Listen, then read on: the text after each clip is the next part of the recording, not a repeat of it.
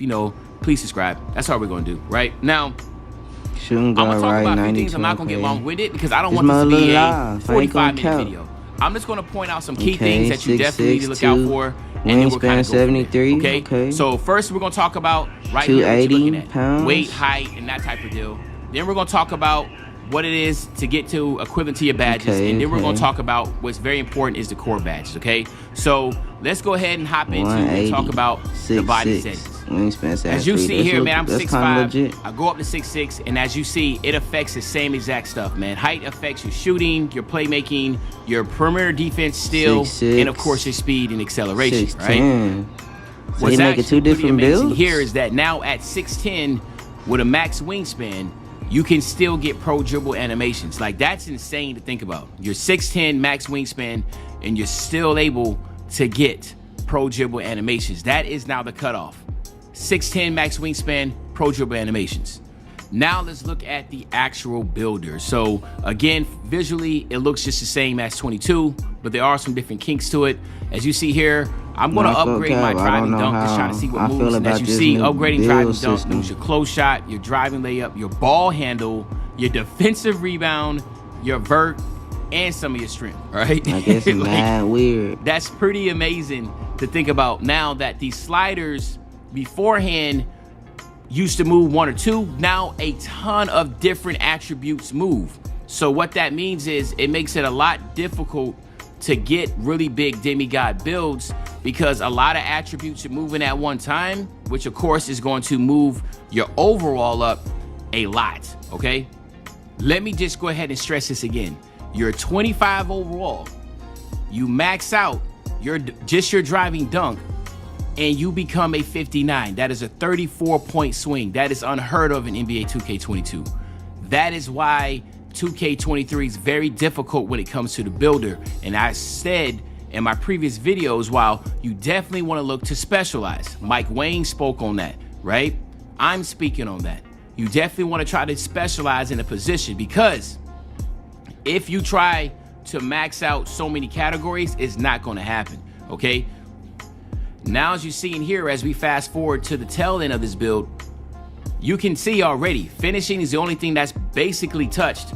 Everything else is really struggling, right? There's no shooting, really below average defense, and basic playmaking, okay? We haven't even got into the badges of this. So again, moving and driving, look at the close shot. When I move my close shot, my mid-range and my free throw moves up. Again, in 22, if you move your close shot, the only thing that moved was your mid-range shot. So again, it's just showing the fact that now a lot of each attribute is attached to not one, not two, but 3, 4, or 5, or you saw in the beginning, 8 different attributes move. That's how this becomes a very hard puzzle to try to fix. But again, I love it because now it makes this where there's not going to be as many demigod builds. And I know a lot of y'all are going to complain, but then a lot of y'all understand that, listen, we all quote unquote want demigod builds, but we really don't, okay? And I've been saying that in my videos, we really don't. Because all the games that people claim are the greatest games ever, right? They were all role player based games. 2K20 was a pie chart game. So just keep that in mind while we're making this builder, right? So now as you see here, this is the finished product, or I guess you can say kind of to the finished product of what I was doing here. I had to get bully badge.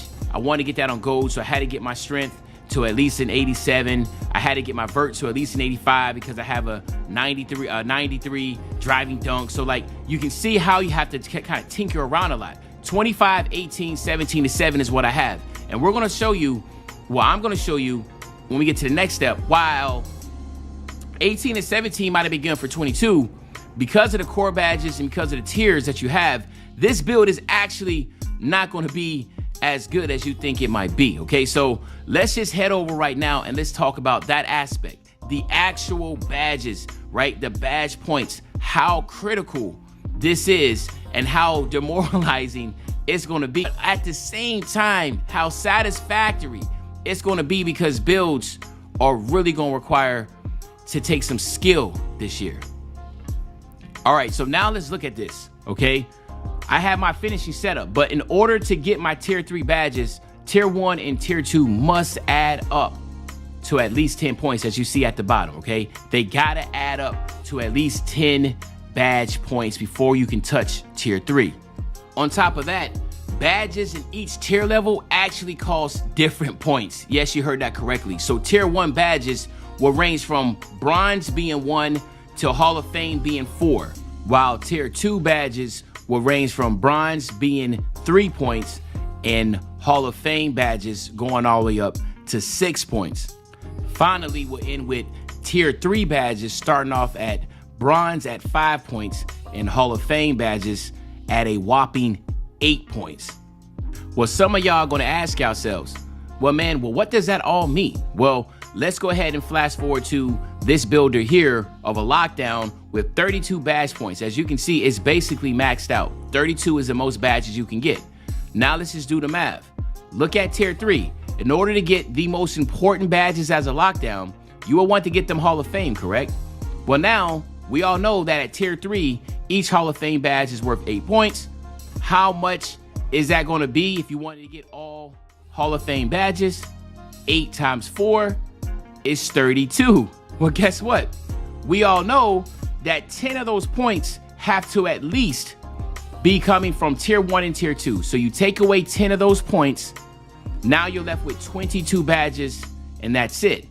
So you're not able to get all 4 badges at Hall of Fame.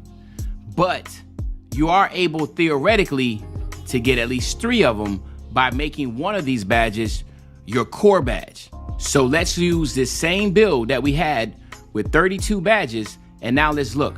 We're going to go ahead and get off-ball pest, which is going to be 1 point. So that means we have 9 more from tier 1 and tier 2 we have to use. So we're going to go ahead, use chase down. That's going to be another point. So now we have 8 more points we have to use. And then I go ahead and I get anchor. So that's a total of 3 badges points equipped. Then I go to rebound chaser. That's 4 total badges equipped. Now I'm looking at tier 2. I'm looking at pick dodger. So now that's 4 points. So that's 4, 5, 6, 7, that's 8. So I have 2 more points I got to use. I go to ankle breaker and I actually use 5 points. So now when you look at the top left, I only have 19 badge points available. Now we can all agree, even though I only had to use 10, I actually end up using more because I want to get gold ankle braces, because obviously ankle braces was very important in 22. I'm thinking they're going to be important in 23. So you look down at the bottom right, you will see Challenger Core, the Challenger Core Challenge, right? Now, obviously it says it's completed because this is the My Player Builder. But if this was actually the actual game, I'm pretty sure there's going to tell you what challenge you would need to complete in order to get each one of these. So that will be something you want to take in consideration. Me personally, I will obviously pick the core badge of the challenge that seems the easiest to get, right?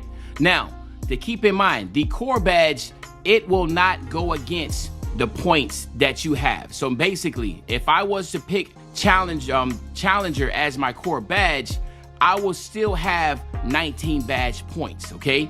So let's take a look at this part, what I'm talking about. So again, as you see, I have 19 badge points. I am going to go ahead and make this Challenger badge my core badge. I hit triangle, it populates to the right, far right side. If you look to the top left, I still have 19 badge points. Why? Because I have to complete the challenge and then I will get this badge. But as a core badge, I do not lose any of those badge points. And you only can get one core badge per category. So now I get my clamps. Now I drop down to 11 badge points because it's worth 8 points. Then I go over here. I'm going to, of course, going to get glove. I'm going to use that 8. So now I'm left with just 3. Okay. So even though I use 3 badges, which technically should be 24 points, I only use 16 points because the other 8 is being held as a challenge badge, as a core badge, I'm sorry. So now I do not have to worry about utilizing another 8 points. So now I'm left with just 3 points. Hopefully I broke that down good enough for you. I know it can sound complex, but once you get your hands on it, it won't take long for you to figure out what the core badge system is. Now, there's still some questions here. Are we going to be able to have college where we'll be able to get an additional 4 points? I believe that there is a way to get all 4 of your tier 3 badges at Hall of Fame. Either it's going to be a college, 4 badges by picking a certain college, maybe Chris Brinkley, if he is in the game, maybe that's an option, or maybe you'll have to wait each season to hit level 39. So maybe you have to wait till like season 3 or 4 to be able to get the badge points to be able to pull that off. But as you see, I had 3 badge points. I'm playing around at the top because I do have 3 badge points left. I cannot get any of the tier 3 badges because obviously just a bronze tier 3 badge is worth 5 points.